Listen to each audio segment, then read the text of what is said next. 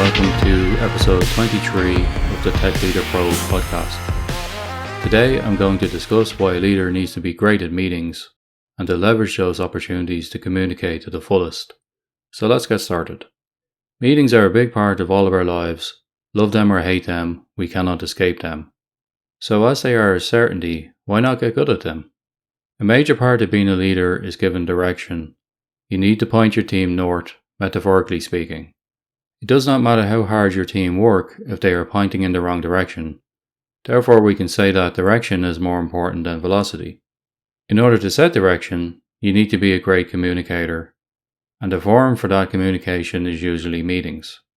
So to be an effective leader, you need to be effective at meetings. But firstly, let's look at some of the common types of meetings so that you can tell them apart.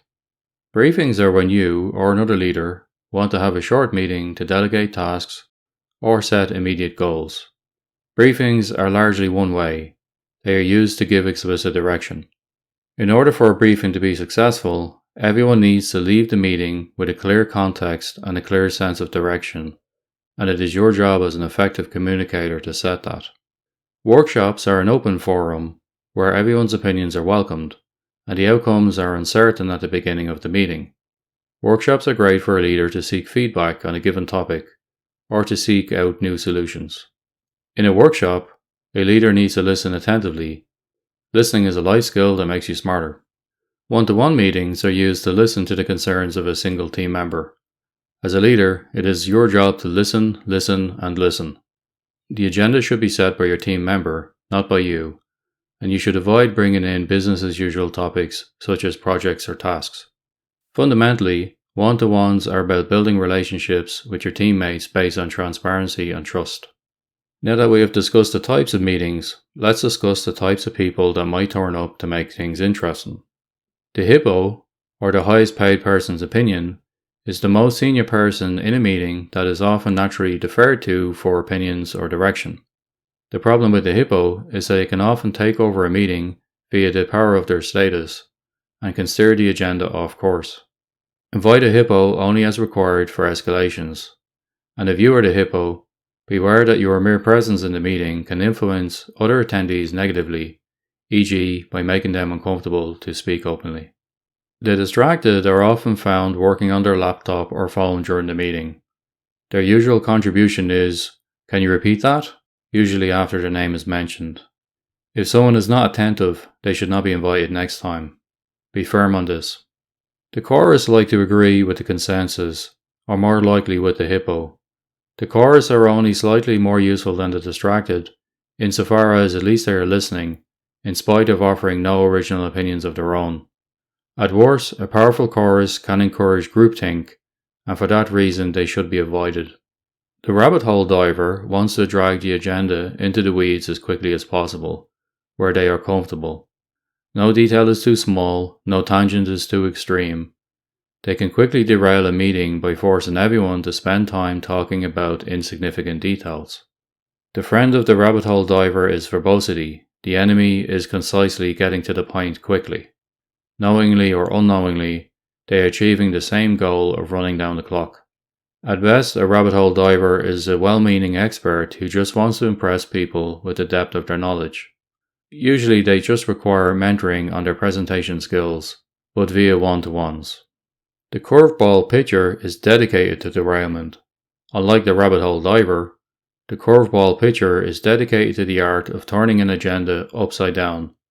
They want to bring up their P1 bug in the product roadmap discussion, or raise a team morale issue in front of a larger public group.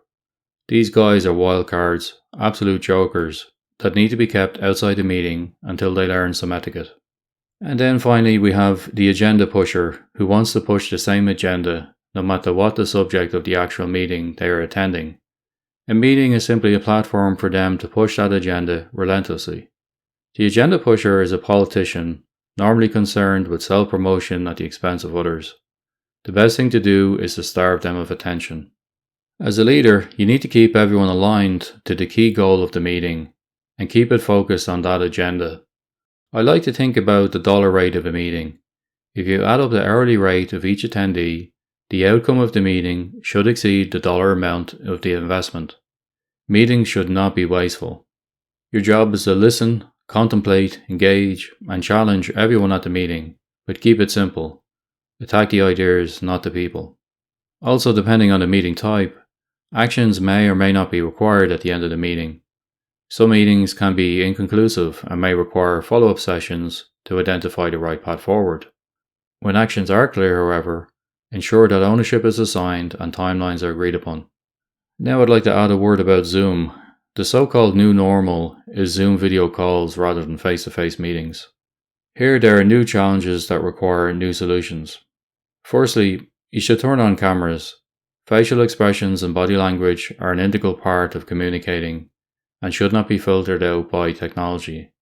Secondly, chit-chat can be healthy. In face-to-face meetings, the small talk at the beginning of a meeting can act as a great icebreaker, especially when people are meeting for the first time. A well-placed joke at the beginning of a Zoom call can really help folks feel more comfortable. And thirdly, buy a good microphone. Seriously, if you're going to spend 4 to 8 hours per day on Zoom, your teammates will be thankful if you buy a decent microphone and camera. Trust me when I say that your laptop keyboard mic sounds terrible. So in conclusion, meetings are a skill that you can learn and improve upon. Here are some concluding tips that you can apply in any situation. Number 1. Be present and attentive. Mute your devices. Number 2. Be switched on and concentrate. Number 3. Challenge where required. Number 4. Ask questions when something is unclear. And number 5. Have a bias for action and drive the agenda towards closure of those actions. In a successful meeting, you learned something new or you taught someone something new. Either way, someone should leave the meeting smarter. So let's recap what we've covered today. Firstly, we said whether we love them or not, meetings are a fact of life, so we might as well get good at them. Secondly, we discussed the 3 main types of meetings: the briefing, the workshop, and the one-to-one. There are other types, but these are the main ones. Thirdly, we discussed the several different types of personas that can turn up at your meetings: the HiPPO, the distracted, the chorus, the rabbit hole diver, the curveball pitcher, and of course our friend, the agenda pusher. Fourthly, if you want to get the most out of your meetings, you need to keep each of these types of people in check. You must set the agenda and keep everyone on track. Fifthly, as remote meetings via tools like Zoom have become so widespread, special consideration needs to be given to them in terms of logistics and icebreaking. Sixthly, I shared a list of tips that can be applied to any meeting, regardless of context. And finally, the key conclusion is that for a meeting to be considered successful, you learned something new or you taught somebody something new. Either way, someone should leave the meeting smarter. Lastly, I would like to briefly mention our sponsor 5.today, which is the ideal product to help busy tech leaders to manage their days. 5.today is a highly secure personal productivity application designed to help you to manage your priorities more effectively by focusing on your 5 most important tasks that you need to achieve each day. Our goal is to help you keep track of all of your tasks, notes, and journals in one beautifully simple place, which is highly secure via end-to-end encryption. Visit the URL 5.today to sign up for free. I hope you enjoyed the episode, and I look forward to covering the next topic in this leadership series, which is soon. In the interim, if you want to follow me online, you can find my blog at techleader.pro or follow me on Twitter at techleaderpro. Thanks for your time, take care, and have a great week.